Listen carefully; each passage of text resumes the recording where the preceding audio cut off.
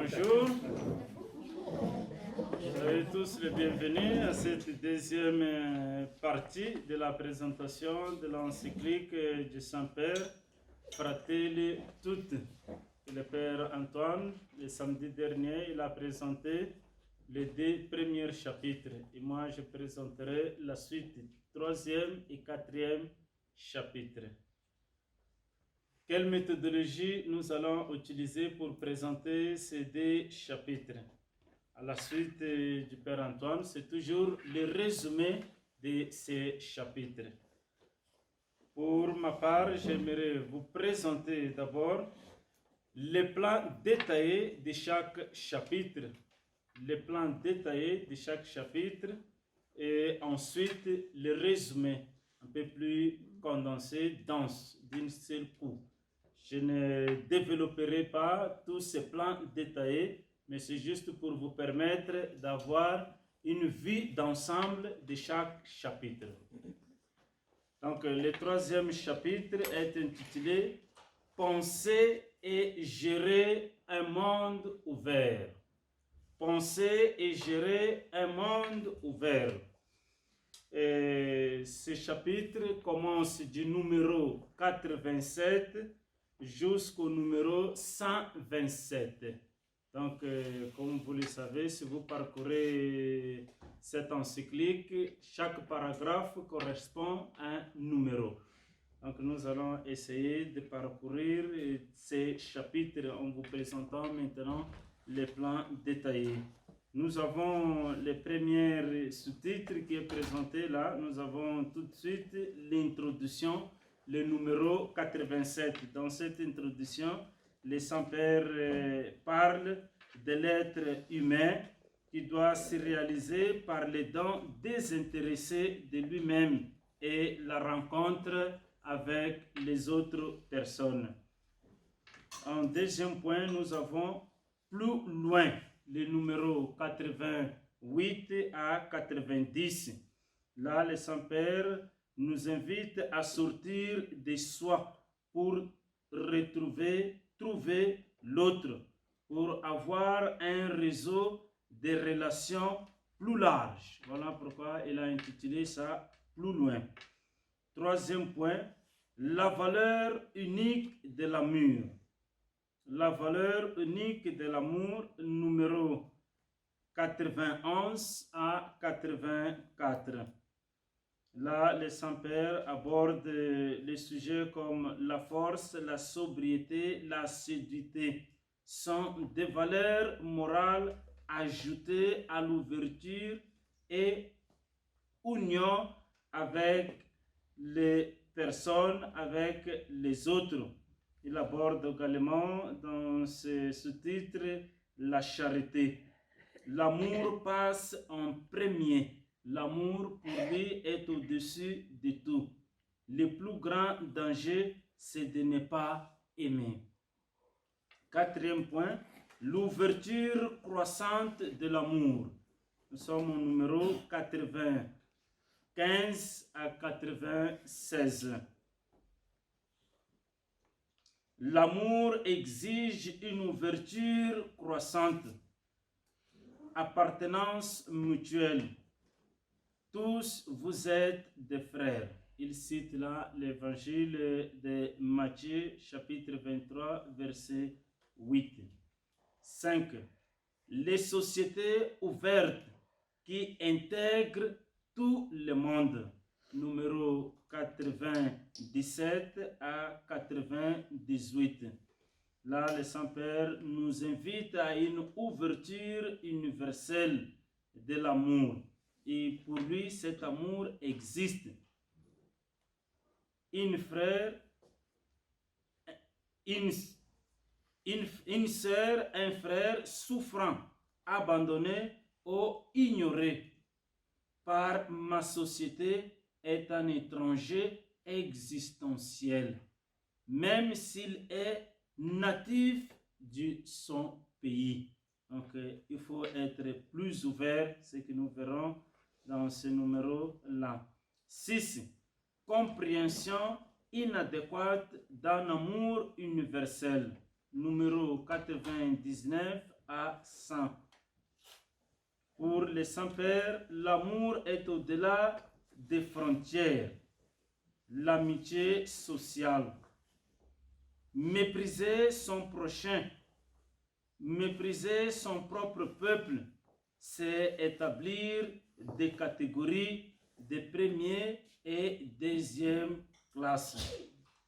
Il n'encourage pas non plus à l'uniformité, mais il nous invite à faire un équilibre entre la globalisation et ce qui est propre, ce qui peut apporter chacun de nous, chaque personne dans son individualité, mais aussi il faut tenir compte de l'universel des autres. 7. Transcender un monde de partenaires. Numéro 101 à 102. Ici, le Saint-Père, il revient à la parabole du bon samaritain. Il analyse les différents personnages de cette parabole. Numéro 8. Liberté, égalité et fraternité. Numéro 103 à 105. Pour les saints-pères, la fraternité a quelque chose de positif à offrir à la liberté et à l'égalité. 9. Amour universel qui promue les personnes. Numéro 106 à 111. Les hommes et les femmes ont la même valeur, la même dignité. Tout être humain a le droit de vivre dans la dignité. 10.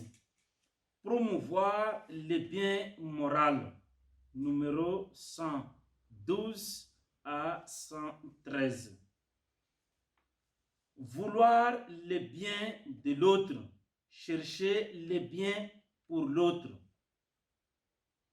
La dégradation morale, c'est un constat qui fait les saints-pères dans la société actuelle, qu'il y a là une dégradation morale où on se moque de l'éthique, de la bonté, de la foi et on se moque aussi de la personne humaine.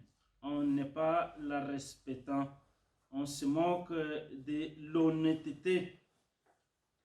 Il nous invite à promouvoir le bien pour tous.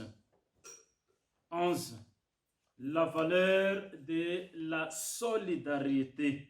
Numéro 114 à 117. Comme vertu morale et attitude sociale, les saints-pères présentent les différentes catégories qui peuvent aider la société à trouver la solidarité. Et lui, il met ces différentes personnes ou différentes institutions qui peuvent mettre en valeur cette solidarité. D'abord, la famille, les éducateurs et formateurs qui doivent les faire cette formation dans toutes les dimensions de la personne humaine, dimension morale et spirituelle et sociale de la personne. 12. Remettre l'accent sur la fonction sociale de la propriété. Numéro 118 à 120. Ici, le Saint-Père fait un constat. Le monde existe pour tous, pas pour certaines poignées de personnes, mais le monde est pour tous, toutes les personnes.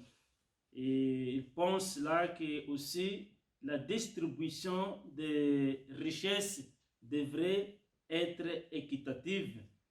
Là, il montre en s'appuyant sur la tradition chrétienne, comment on a trouvé des hommes et des femmes privés de nécessaire pour mener une vie digne. Et là, il va citer certains saints de la tradition chrétienne, en commençant par Saint Jean Chrysostome, Grégoire le Grand, le pape Jean-Paul II. Et là, il nous invite à prendre soin des pauvres. 13. Droit sans frontières, numéro 121 à 123. Ici, le Père invite toute la société, toute l'humanité à avoir conscience de que personne doit être exclu dans le monde, dans la société, dans l'administration des biens. Et si nous en avons des pauvres, c'est parce que quelqu'un l'en a privé de ce qu'il en avait le droit. Et ceux qu'on possède, ils pensent qu'ils sont des simples administrateurs pour le bien de tous. 14 et dernier point, les droits du peuple, numéro 124 à 127. Là, il aborde les sujets comme la destination commune des biens, les inégalités, le respect des droits des individus, mais aussi des sociétés et des peuples, la dette extérieure des pays pauvres envers les pays riches. Et après, il présente une proposition d'une logique différente, selon laquelle posséder la dignité humaine est inaliénable. La paix est réelle et durable à partir d'une éthique globale et de solidarité et de coopération au service de toute la famille humaine. Voilà un peu le vue d'ensemble de ces premiers chapitres que nous abordons, troisième chapitre. Maintenant, nous allons présenter le résumé, le corps de ces plans un peu détaillés. Mais nous n'allons pas aborder de façon isolée ou développer chaque point de ces plans ici. Non, nous faisons maintenant le résumé du chapitre. Penser et gérer un monde ouvert. Dieu est amour universel et tant que nous faisons partie de cet amour et que nous le partageons, nous sommes appelés à la fraternité universelle qui est ouverture. Il n'y a pas d'autre ni deux. Il n'y a que nous. Un être humain ne peut se développer ni atteindre sa plénitude qu'à travers un don sincère de soi aux autres. Il ne pourra pas reconnaître sa vérité profonde, sinon dans la rencontre avec les autres. Personne ne peut expérimenter la valeur de la vie sans des visages concrets à aimer.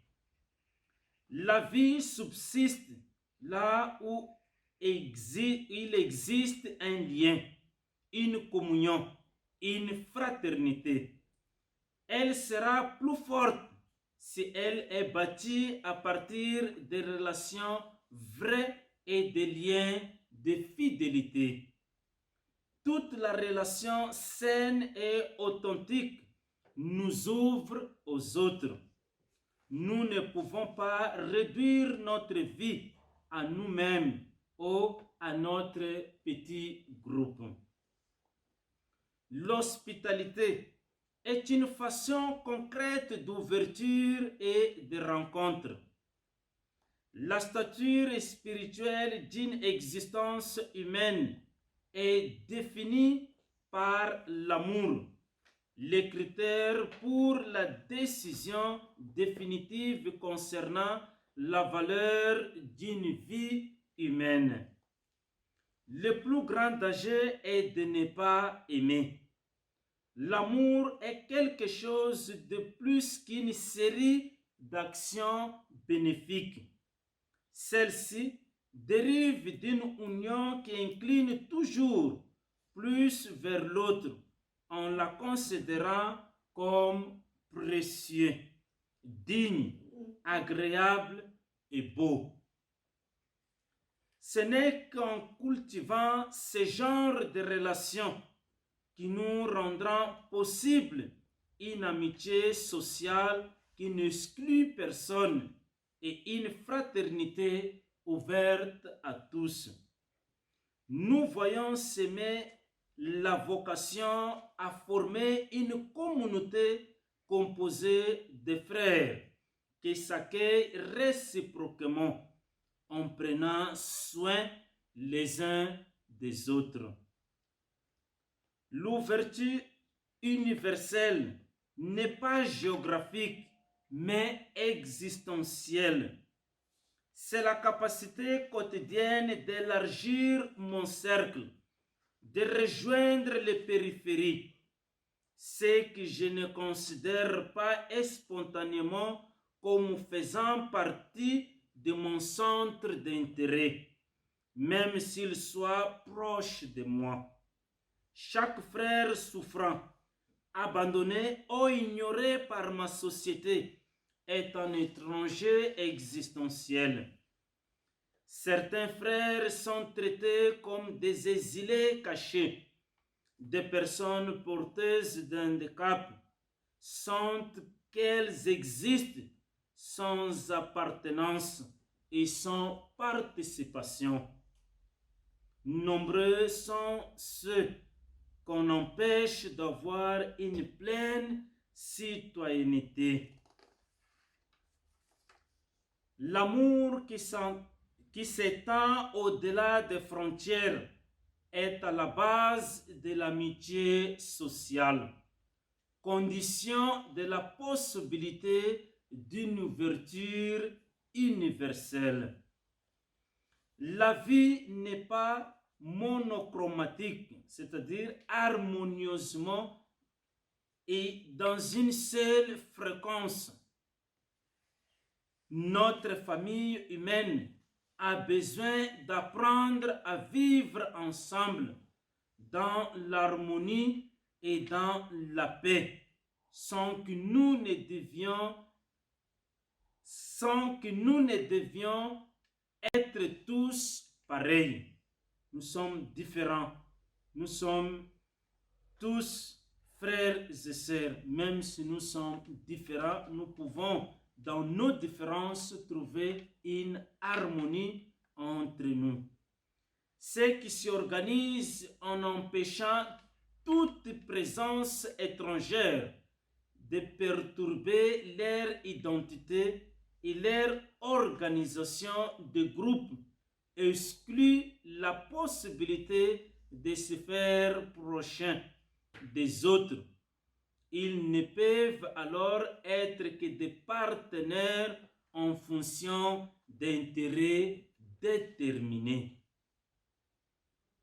La fraternité n'est pas seulement le résultat des conditions de respect des libertés individuelles, ni même d'une certaine équité bien observée. L'égalité ne s'obtient pas non plus en posant comme prémisse abstraite que tous les êtres humains sont égaux, mais elle est le résultat de la culture consciente et pédagogique de la fraternité. Pour cheminer vers l'amitié sociale et la fraternité universelle, il faut reconnaître ce qui vaut un être humain. Toujours et en toutes circonstances, chaque être humain est précieux. et a le droit de vivre dans la dignité et de se développer de façon intégrale. Ce droit fondamental ne peut être nié par aucun pays.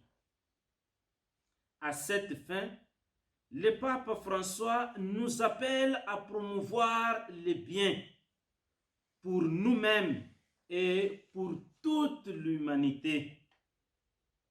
Cheminer vers une croissance authentique et intégrale. C'est un appel à la solidarité, à penser et à agir en termes de communauté, de primauté de la vie de tous sur l'appropriation des biens par quelques-uns. La solidarité consiste à lutter contre les causes structurelles de la pauvreté, de l'inégalité, du manque de travail, de la terre et du logement, contre la négation des droits sociaux et professionnels. Tous les droits concernant les biens nécessaires à l'épanouissement intégral des personnes, y compris celui de la propriété privée, et tout autre droit ne doivent pas entraver mais faciliter cette réalisation.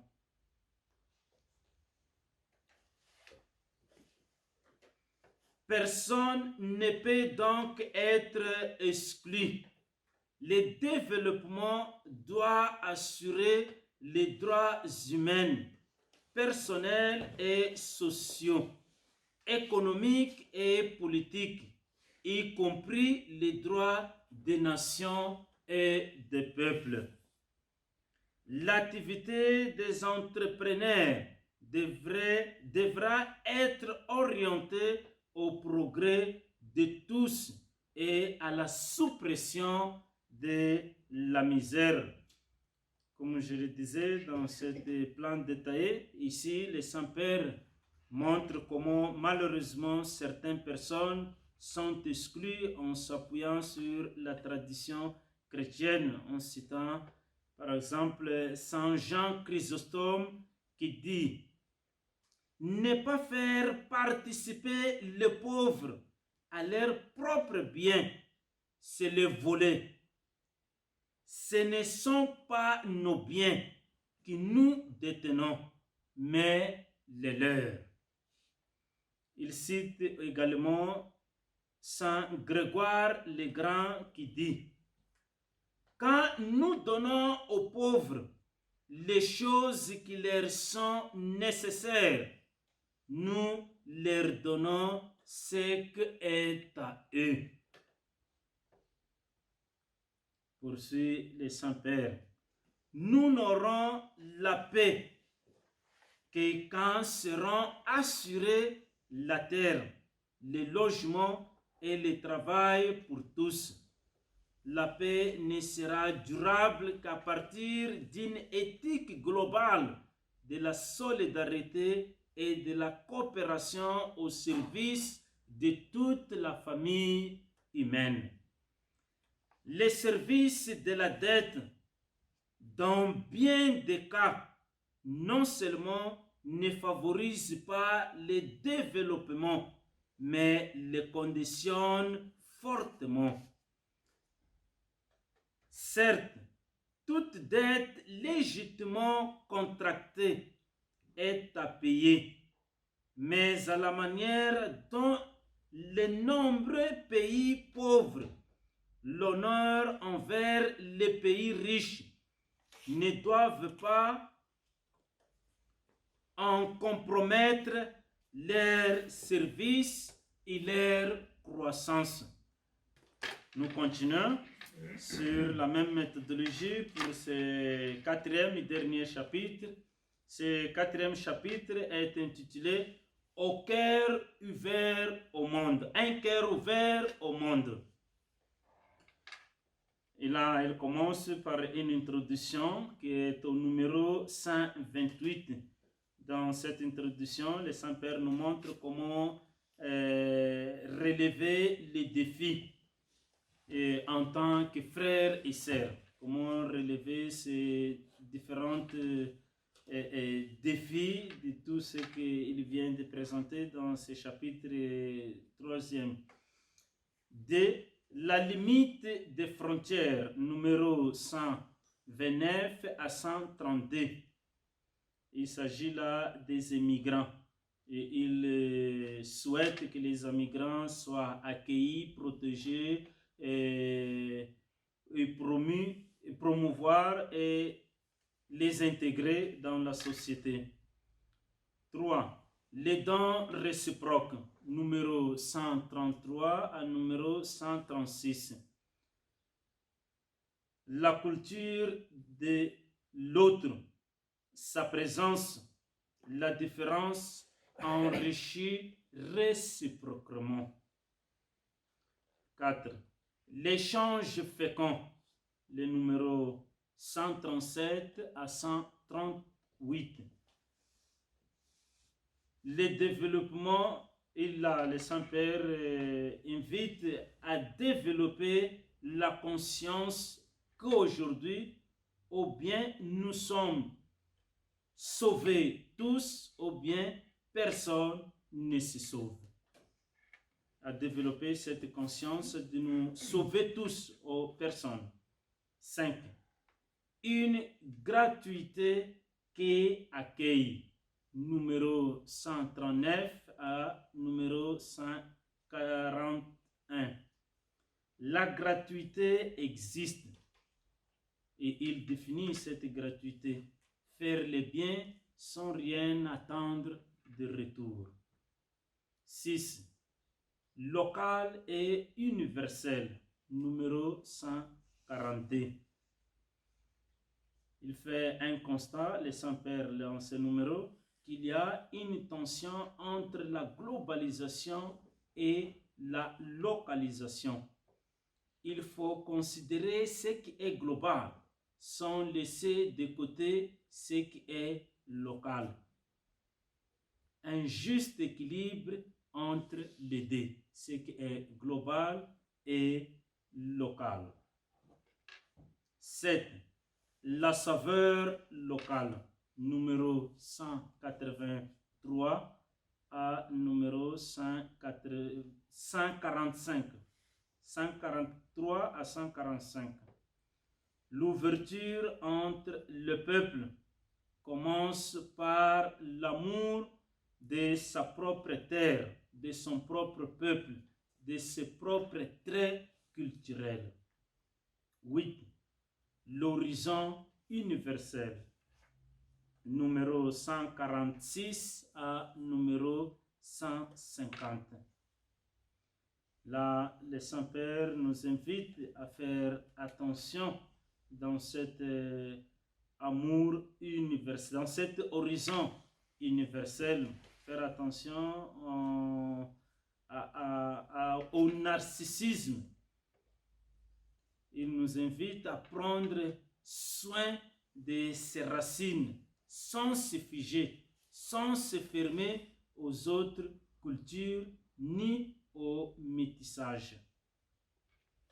9. À partir de la région de chacun, numéro 151 à 154.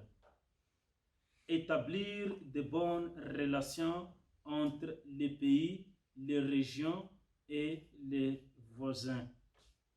Et nous finirons par ce chapitre par cette phrase: aujourd'hui, aucun État national isolé n'est en mesure d'assurer le bien commun de sa population. Voilà un peu le vue d'ensemble de ce 4e chapitre. Et maintenant, nous vous présentons le résumé. Un cœur ouvert au monde. Nous vivons une amitié sociale. Nous cherchons un bien moral, une éthique sociale, car nous savons que nous faisons partie d'une fraternité universelle. Nous sommes appelés à les reconnaître, à la solidarité, à la gratuité.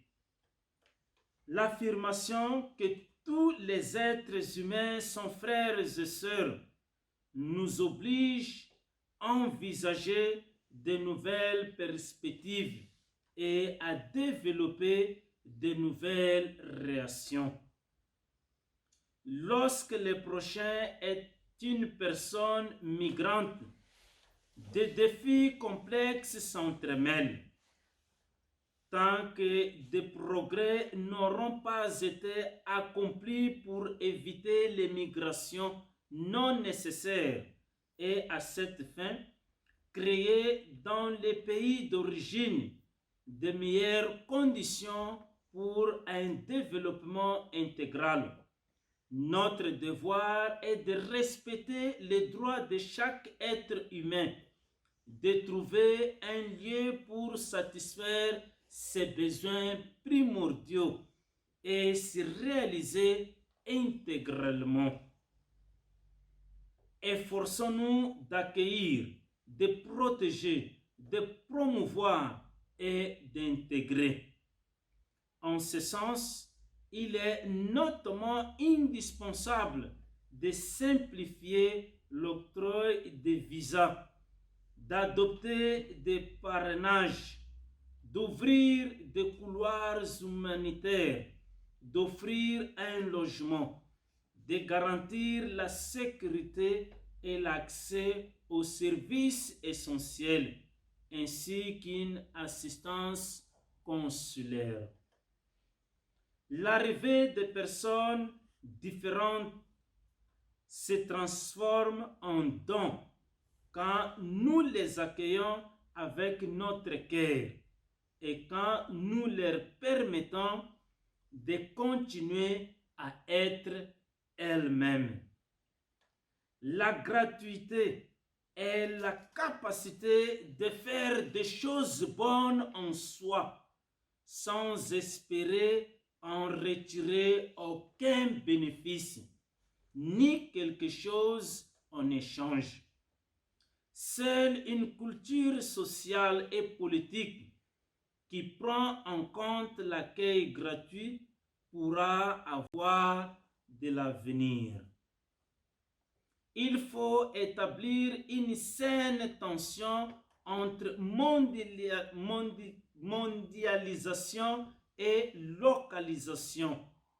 La dimension globale sert à ne pas tomber dans une mesquinerie quotidienne, tandis que la dimension locale sert à marcher en gardant les pieds sur terre. Il n'est pas possible d'être local sans une ouverture sincère et saine à l'universel, sans se laisser interpeller par ce qui se passe ailleurs, sans se laisser enrichir par d'autres cultures. Toute culture saine est ouverture et accueillante. Le monde croît et se remplit d'une beauté nouvelle grâce à des synthèses successives qui se créent entre des cultures ouvertes. L'homme est l'être frontière qui n'a pas de frontières. Aujourd'hui, aucun État national isolé n'est en mesure d'assurer les biens communs de sa population. Je vous remercie de votre attention. Merci.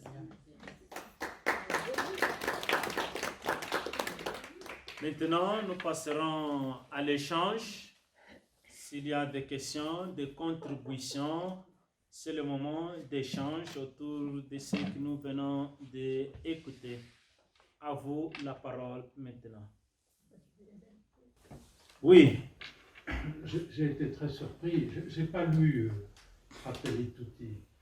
J'ai beaucoup entendu parler, j'ai écouté ce que vous avez dit, mais c'est vrai que je n'ai pas entendu une seule fois le mot Dieu. Bon, là, il a cité l'écriture, il cite l'écriture, il s'appuie sur l'écriture, il en cite Dieu plusieurs fois, mais là, c'est un résumé, je n'ai pas lu tous les chapitres. Hein. Non, mais je veux dire par là, pour en avoir discuté avec beaucoup d'amis sans avoir lu, c'est vrai que beaucoup de remarques remontaient comme quoi beaucoup d'horizontalité de la part du pape François sur l'homme. On a beaucoup parlé d'humanisme, vous avez parlé de la dette. Là, il y a beaucoup à dire aussi, parce qu'en fait, la dette, certes, nous avons prêté de l'argent, et cet argent a permis de faire travailler les pays occidentaux, mais il ne faut pas oublier non plus que ça fait travailler les pays d'Afrique. Je suis souvent allé en Afrique, j'en ai parlé souvent avec vous, dans ma première vie, puisque j'étais officier de marine, et je peux vous dire que beaucoup de vie était créée grâce à ces échanges commerciaux, etc. Et là, on n'a parlé que de l'homme, mais pas de verticalité, on n'a pas parlé de Dieu. Et moi, c'est ce que je reproche un petit peu. J'ai eu beaucoup de mal à accrocher avec le pape François, je ne le cache pas, après le pape Benoît, et surtout le pape Jean-Paul II, qui a été notre pape, pour nous, notre génération, qui aujourd'hui a 70 ans. C'est ce manque de verticalité. On est dans l'humanisme, on est dans l'humain, on est tous frères, on est tous... Ok, c'est vrai, mais foi, prière et Seigneur qui a créé effectivement l'univers. Et je trouve qu'on manque de verticalité. Alors je vais lire maintenant, ça me donne envie de lire Fratelli Tutti. J'ai écouté, j'ai appris à comprendre le pape François, par différents biais, mais c'est à moi de faire un pas, si vous voulez, d'écouter un petit peu tout ça. Mais toute la partie humaine, je la partage, évidemment, mais on enfonce beaucoup de portes ouvertes. Alors maintenant, faut-il ou pas remettre la dette aux pays africains, etc. C'est une autre question. Moi, je dis que ça a été un partage de richesses. Certes, on a peut-être... J'étais dans la marine marchande, hein, j'ai oublié de préciser, donc j'allais chercher des biens qui appartenaient à l'Afrique, aux pays asiatiques, et qu'on ramenait en Occident, puis jusqu'aux terres rares. Maintenant, on parle beaucoup des terres rares, qui font nos téléphones portables et tout. Mais qu'est-ce que vous voulez, c'est le progrès, et ça a bénéficié aux deux. Qui extrait les terres rares? C'est pas les Français, simplement les capitaux français, oui, mais ce sont des hommes et des femmes en Afrique qui sont payés par les capitaux français pour faire ce travail. S'il n'y avait pas ce travail, il n'y aurait rien.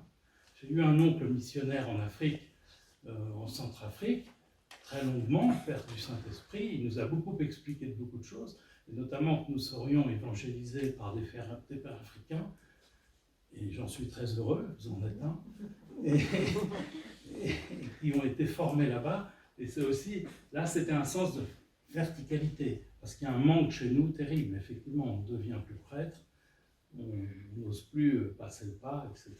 Les jeunes pensent, et c'est un des problèmes. Mais si vous voulez, c'est un tout. Et dans Fratelli Tutti, je pense que le pape a été il a été très bien, hein, son encyclique est remarquable. Je ne l'ai pas lu, je le dis bien, mais elle est très horizontale. Simplement, j'ai le texte là. Et c'est vrai que la page 5 et 6, quand même, donc... Les numéros 5 et 6. La page 5, numéro 4, Numéro 4. Il parle de Saint François d'Assise, Oui. qui avait compris que Dieu est amour, Oui, c'est marqué là. et que celui qui demeure dans l'amour demeure en Dieu. Et la page suivante, rappelait que Dieu a créé tous les êtres humains égaux en droit, en devoir, en dignité. Donc le mot Dieu, quand même, il apparaît dans le... Oui, il apparaît. Il apparaît au début. C'est marqué, effectivement, vous avez raison, Marie-Thérèse, ça apparaît dans le petit chapitre qui est en haut à droite. Là-bas, par contre, là-bas, j'ai pas lu. Je l'ai lu tout à l'heure. Oui, Père Nino. Oui, alors il faut quand même se rappeler que cette encyclique n'est pas une encyclique destinée aux chrétiens catholiques, Oui. mais c'est une encyclique dans laquelle le pape essaie de s'adresser à toute l'humanité. Et dans toute l'humanité, il n'y a pas seulement les catholiques, il n'y a pas seulement les croyants, il y a aussi ceux qui ne croient pas. Et le pape cherche à essayer de provoquer chez tout le monde un certain sursaut, voilà, qui puisse aider tout le monde à faire face à certaines questions et à certains problèmes qui deviennent de plus en plus graves et qui concernent tous en tant qu'être humain avant qu'être croyant. Mais ça ne veut pas dire que le pape ne s'appuie pas sur ce qui est, surtout la tradition chrétienne, catholique, de la doctrine, ce qu'on appelle la doctrine sociale de l'Église. Et c'est justement l'accent qu'il met sur le bien commun qui est prioritaire sur le bien personnel. N'est pas en contradiction ou en opposition au bien personnel, mais c'est complémentaire, mais quand même ils viennent avant. Voilà. Après la question de la dette, bon, on pourrait certainement discuter longtemps, on n'est pas certainement tous des spécialistes en matière d'économie, mais voilà, la question est très grave, très complexe, certainement. Alors moi, ce que la personne là disait, au niveau macroéconomique, c'est vrai. On fait payer la dette de l'argent qu'on s'est prêté à nous-mêmes. On la fait payer aux autres. Concrètement, c'est ça.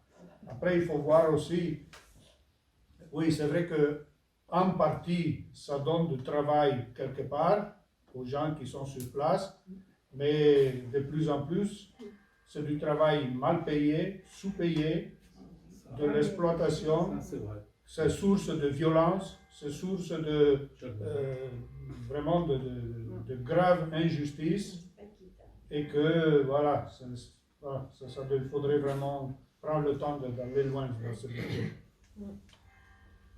Oui, Père Tadeu? Oui, effectivement, quand on lit l'encyclique, le développement de l'encyclique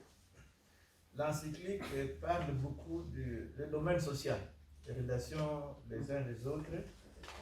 Mais si on voit bien, cette encyclique vraiment développe un peu le début du deuxième chapitre sur le bon samaritain.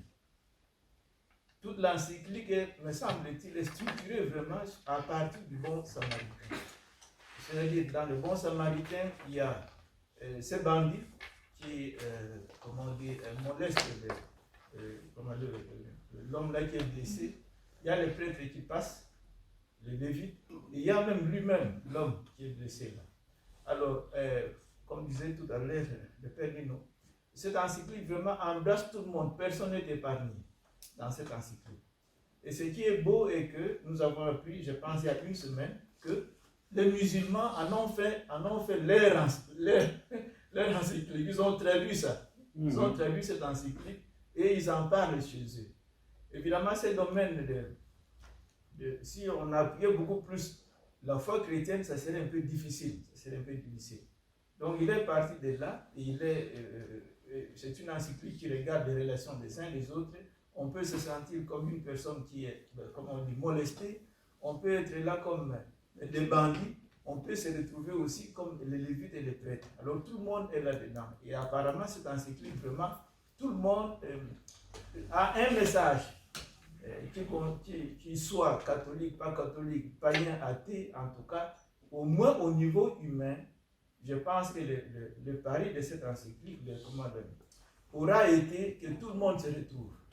Athée, païen, croyant, non-croyant, c'est ça qui est beau, me semble-t-il, que tout le monde peut faire sien ce message qui est donné là.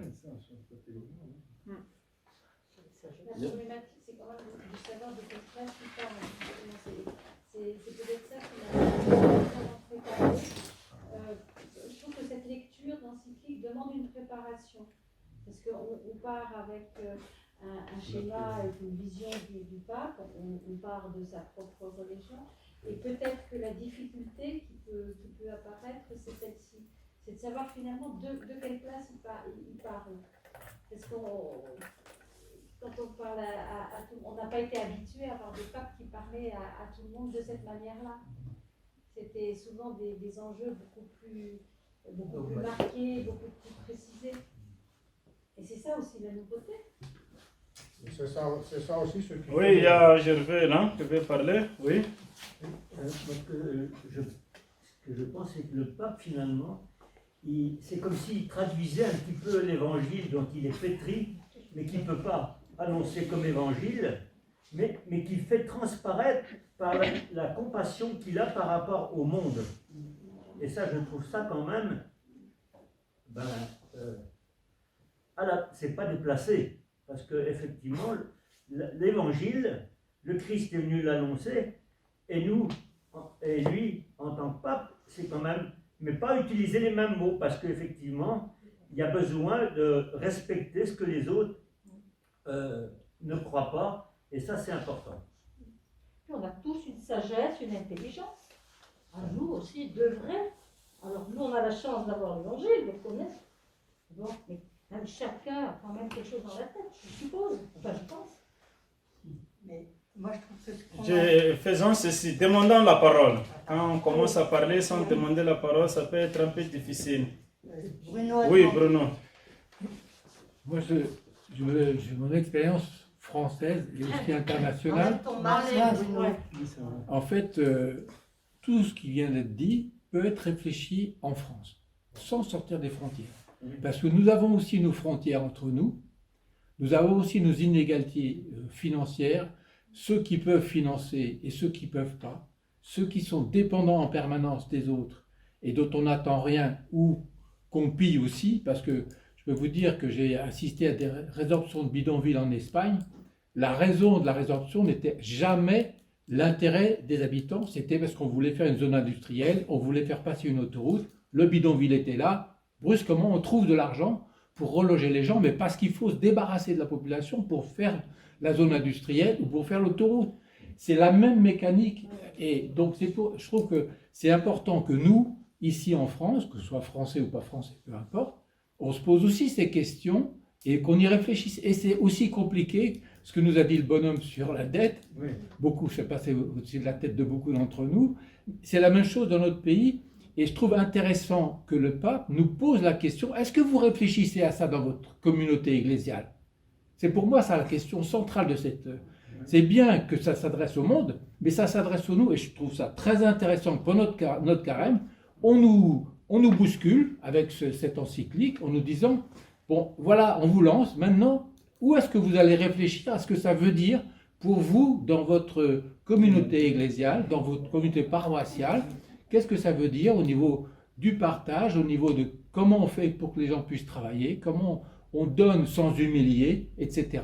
C'est des questions qui se posent entre le Nord et le Sud, mais qui se posent tout à fait dans notre pays. Merci, Bruno. Oui.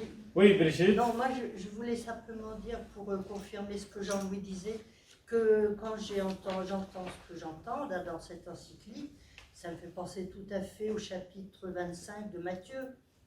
J'avais faim, j'étais en prison, donc je pense que Dieu est là. Hein. Là où il y a l'amour. Voilà.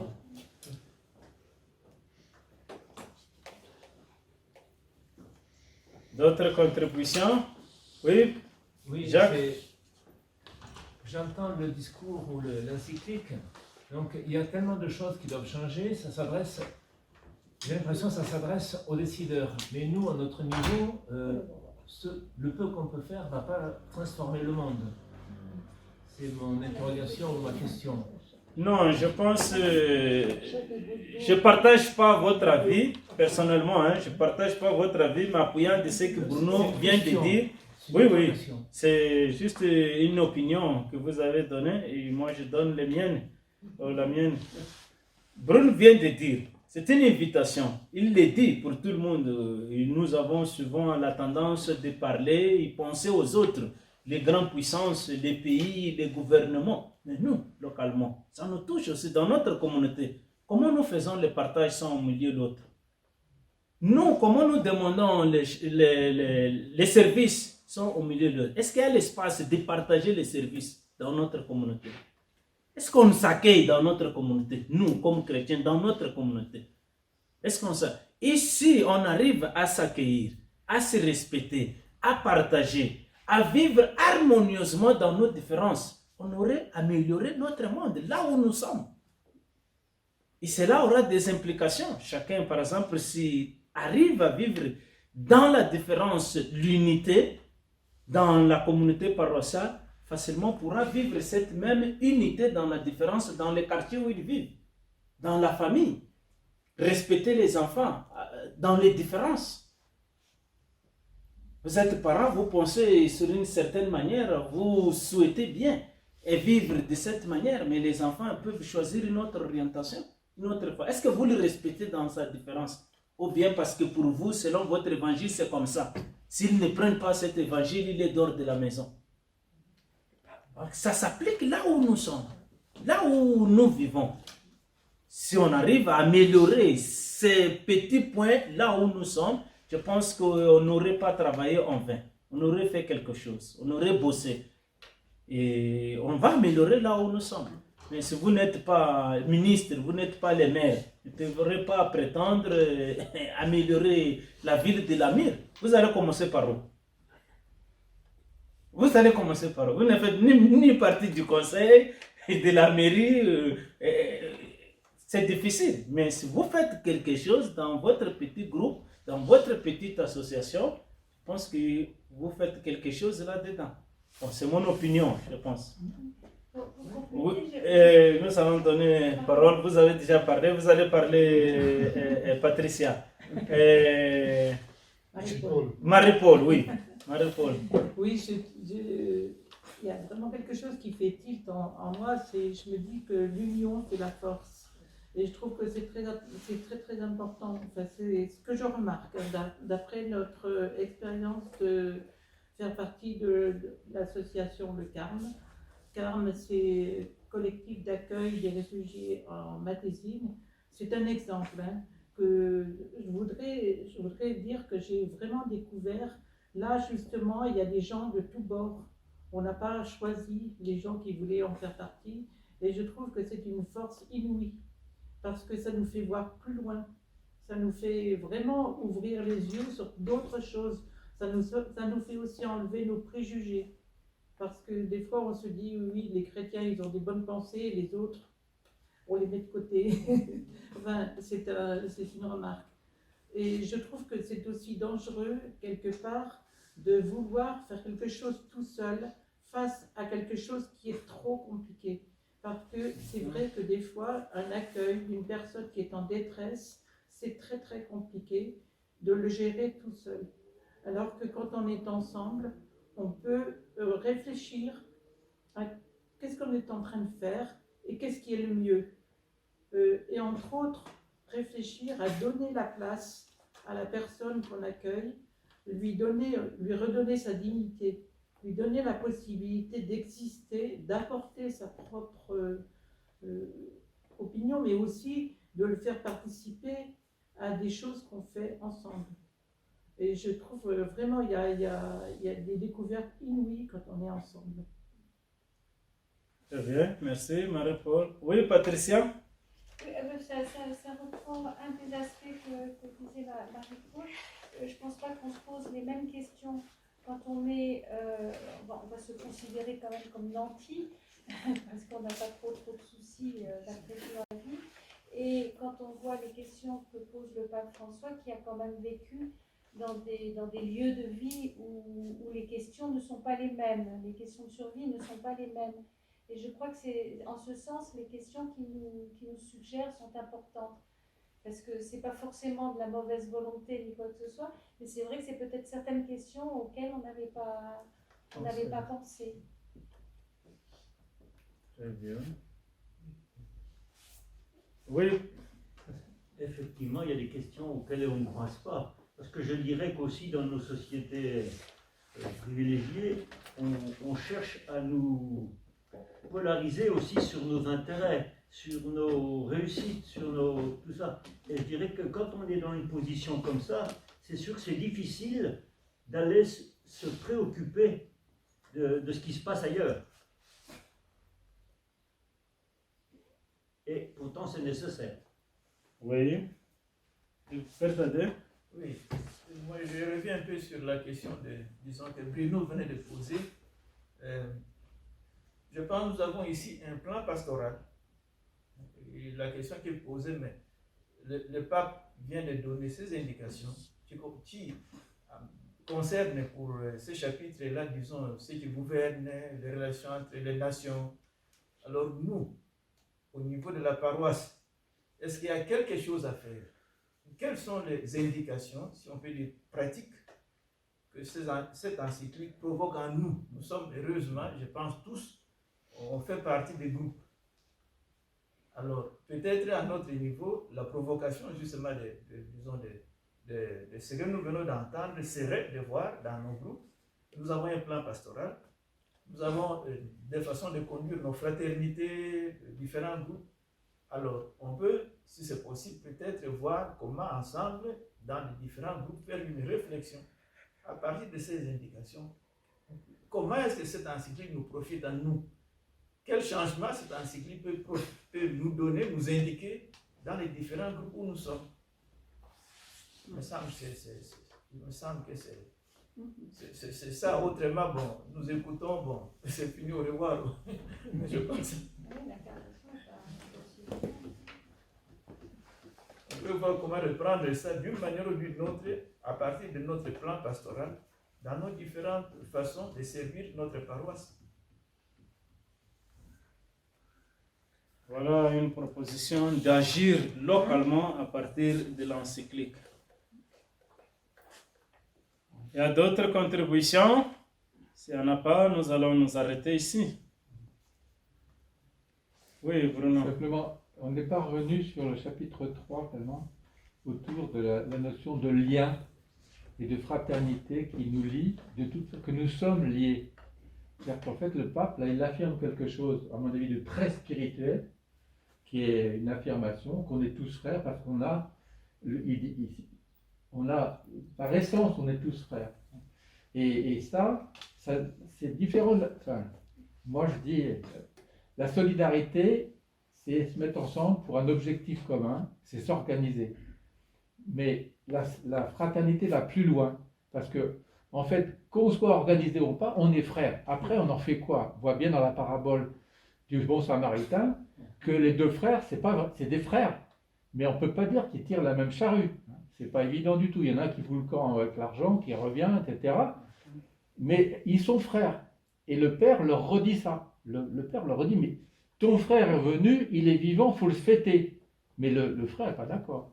Donc je trouve qu'il faut qu'on réfléchisse, nous aussi, à cette notion de fraternité comme étant quelque chose qui s'impose à nous et qui nous oblige à réfléchir que nous sommes liés, qu'on le veuille ou non.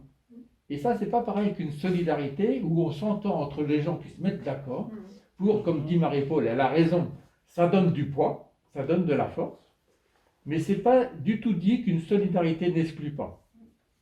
C'est ça qui me fait réfléchir. Une solidarité peut exclure au sens, on est dans le syndicat, on s'est organisé, si tu n'as pas ta carte, est-ce qu'on te défend ou pas? Peut-être qu'on te défend, mais peut-être pas.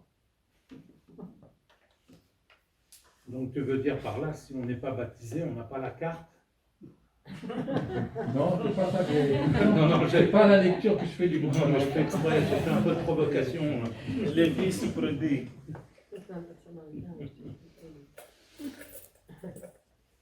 Oui, je laisse. Vous allez dire quelque chose, Pernine? Oui, juste Oui, allez-y. la semaine prochaine, la prochaine rencontre, on ne pourra pas la faire le samedi matin parce que nous avons une réunion de doyennés. Donc on l'anticipe à vendredi matin. Donc ce sera le vendredi prochain, le vendredi 12. Après la messe. Donc on fera la messe, on ne fera pas l'adoration, mais on fera tout de suite, comme aujourd'hui, la rencontre. Voilà. Juste une petite invitation. Vous savez que voilà, le pape, moi je pense que c'est là aussi un signe de temps, un pape qui ose parler à tous, qui ne parle pas qu'à son petit troupeau, mais qui ose parler à tous. C'est un signe et je pense que soutenons-le aussi par nos prières. Ce jour-ci, où il est en Irak, Et il n'est pas allé faire de la politique, il est allé rendre visite aux chrétiens qui ont souffert, qui souffrent, qui sont persécutés à cause de leur foi. Voilà. Merci, bon week-end à tous. Merci beaucoup de votre attention.